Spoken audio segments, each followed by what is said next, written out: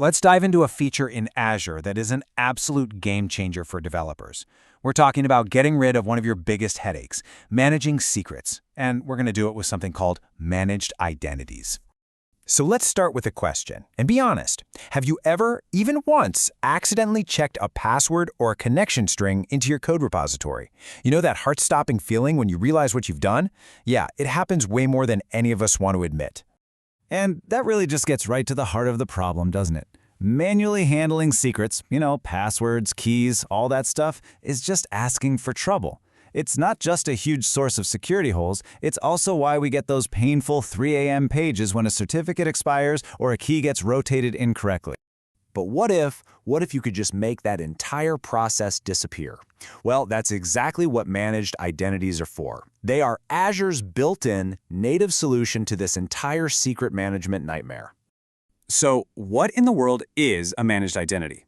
Okay, the simplest way to think about it is like a super secure, automatically managed ID card for your applications and services in Azure. You give this ID to something like a virtual machine, and it uses that ID to prove who it is to other services. No passwords, no keys, none of that stuff ever has to be handled by you.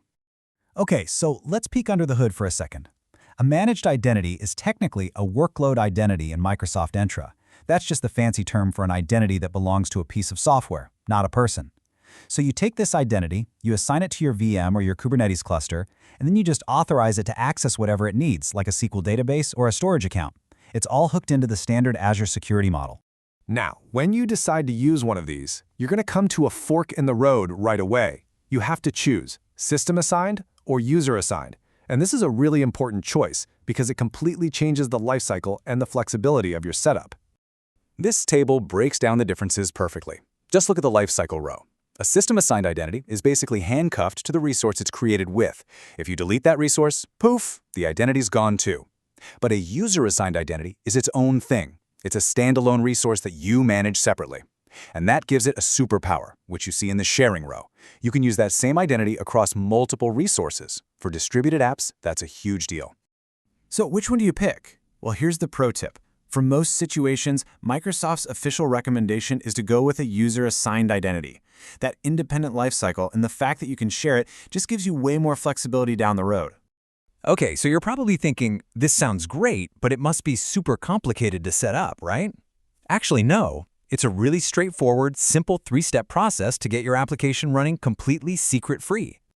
Here we go. Step 1, you just create the identity and attach it to your app or VM. Step 2, you go to the thing you want to access, your database, whatever, and you grant that new identity the right permissions. And step 3, this is the magic part. You just update your code to use one of the Azure SDKs. The SDK then automatically handles all the authentication and token fetching behind the scenes. No connection strings, no keys, no secrets in your code, period. Now, for anyone out there with a more complex setup, maybe you're running things outside of Azure or in a hybrid cloud world, there's an even more advanced feature that you're going to love. It's called Workload Identity Federation.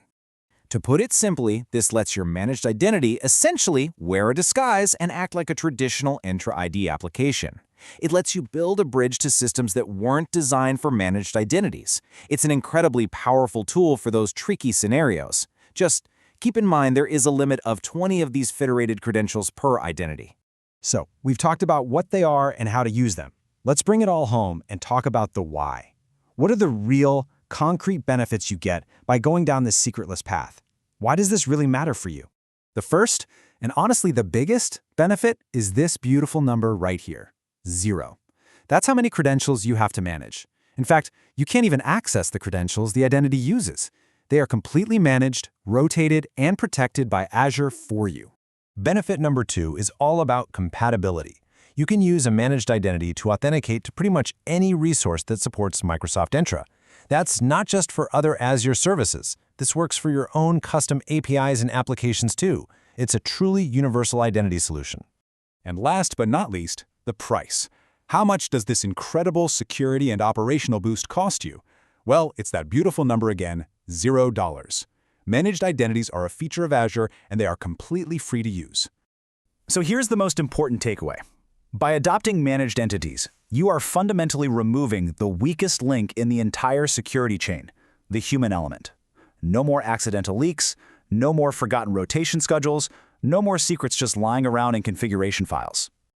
Look, this technology makes your application so much more secure and just dramatically easier to operate. So the last question I'll leave you with is this. Take a look at your own architecture. Is it ready to go secretless?